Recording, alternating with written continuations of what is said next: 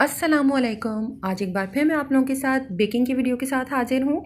आज मैं ब्राउनी की रेसिपी आप लोगों के साथ शेयर कर रही हूँ। आई नो मेरे चैनल पर बहुत ब्राउनी की रेसिपीज़ ऑलरेडी मौजूद हैं, बट आज मैं ब्राउनी ना तो ओवन में बेक कर रही हूँ, ना ही चूल्हे पर तैयार करने वाली हूँ।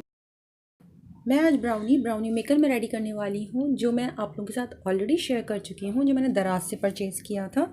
और उसके अंदर मौजूद मैनुअल या बुकलेट में जो द बेस्ट ब्राउनी रेसिपी है, मैं आज आप लोगों के साथ वो शेयर कर रही हूँ।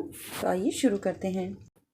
एक प्याले में हमें 200 ग्राम बटर चाहिए। ये रूम टेम्परेचर के ऊपर है। 200 ग्राम का मतलब आप 1 कप मक्खन ले लीजिए। बटर के साथ सेम बाउल में आप 200 ग्राम डार्क चॉकलेट ऐड कर दीजिए। इसके छोटे पीसेस कर लेंगे तो मेल्ट होने में ज़्यादा इजी हो जाएगा।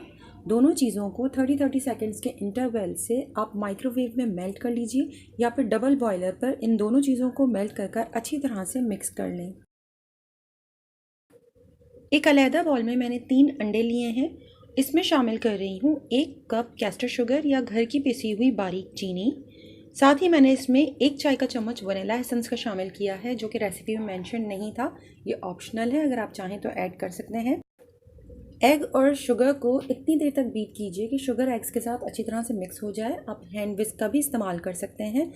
इलेक्ट्रिक बीटर ब्राउनीज़ में ज़्यादा यूज़ मत किया कीजिए, वरना ब्राउनी का टेक्सचर केकी हो जाता है।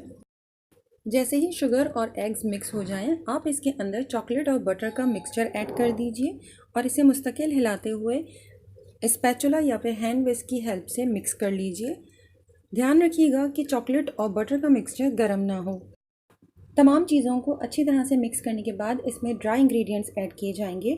ड्राई इंग्रेडिएंट्स को पहले आप अलहदा बाउल में मिक्स कर लीजिए, जिसमें शामिल है 1/3 कप मैदा और आधा कप कोको पाउडर। मेरा कोको पाउडर डार्क है और थोड़ा बिटर है, इस वजह से मैं इसे थोड़ा सा कम डाल रही हूँ, बट रेसिपी के हिसाब से आप इसके अंदर आधा कप कोको पाउडर का शामिल कर दीजिए। इसमें कोई राइजिंग एजेंट नहीं है, बेकिंग पाउडर बेकिंग सोडा का इस्तेमाल नहीं हुआ है। ड्राई इंग्रेडिएंट्स को मिक्स करने के बाद आप इसे एग और चॉकलेट के मिक्सचर में ऐड कर दीजिए और अच्छी तरह से फोल्ड कर दीजिए।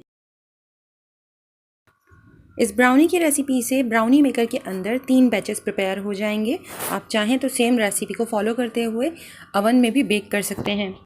अब ब्राउनी मेकर को गर्म करने से पहले मैं इसमें से मौजूद पार्टीशन ट्रे को निकाल रही हूँ और इसके बाद मैंने इसे ऑन कर दिया है।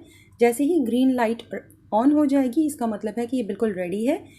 इसे खोलने के बाद मैंने इसे स्लाइटली सा ब्रश और ऑयल की हेल्प से ग्रीस किया है। आप चाहें तो कुकिंग स्प्रे का भी इस्तेमाल कर सकते हैं। ग्रीस करने के बाद मैंने मेजर कर 1 कप ब्राउनी बैटर लिया है और इसे मैं अब ब्राउनी मेकर में डाल रही हूँ और इसे स्पैचुला की हेल्प से कॉर्नर्स तक स्प्रेड कर दीजिए।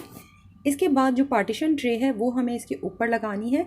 अगर आप चाहें तो इसके बगैर भी ये तैयार हो जाएगा, लेकिन इसके साथ बहुत अच्छे और परफेक्ट पीसेस तैयार होते हैं। मेरे हिसाब से 8 से 10 मिनट में ब्राउनी रेडी हो जाएगी, बट मेरे हिसाब से मैंने इसे 6 to 7 मिनट्स तक बेक किया है।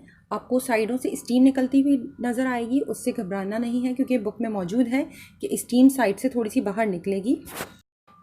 अगर आप ज़्यादा बेक करेंगे तो ये आई थिंक ड्राई हो जाएगी, इस वजह से मैंने इसे 6-7 मिनट्स के लिए बेक किया है और इसे निकाल लिया है। बहुत ही सॉफ्ट और मॉइस्ट और गोई ब्राउनी प्रिपेयर हुई है और बहुत ईजिली ये रिमूव हो रही है पैन से।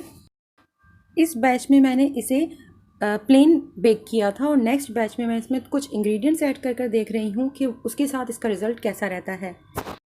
सेकंड बैच में मैंने कुछ पीसेस पर अखरोट और कुछ पीसेस पर वाइट चॉकलेट चिप ऐड किए थे, और जब वो डन हुआ तो अखरोट तो ऊपर ही हैं, सेट हुए हुए हैं, बट चॉकलेट चिप अंदर सिंक हो गए थे और वो ऊपर नज़र नहीं आ रहे थे।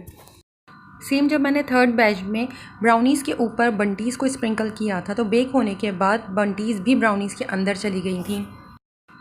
बट ब्राउनी खाते हुए आपको बंटीज़ का फ्लेवर ज़रूर आएगा। आप अपनी पसंद के मुताबिक इसके ऊपर कुछ भी स्प्रिंकल कर सकते हैं। इस ब्राउनी मेकर के रिज़ल्ट से मैं बहुत सेटिस्फाइड हूँ। इंशाल्लाह मैं दूसरी रेसिपीज़ भी जल्द ट्राई करूँगी और आप लोगों के साथ शेयर करूँगी। अगर आपको ये वीडियो कुछ हेल्पफुल लगी हो तो प्लीज़ लाइक शेयर और कमेंट कीजिए और मेरे चैनल को सब्सक्राइब ज़रूर कीजिएगा। अपना और अपनों का बहुत ख्याल रखें। अल्लाह हाफ़िज़।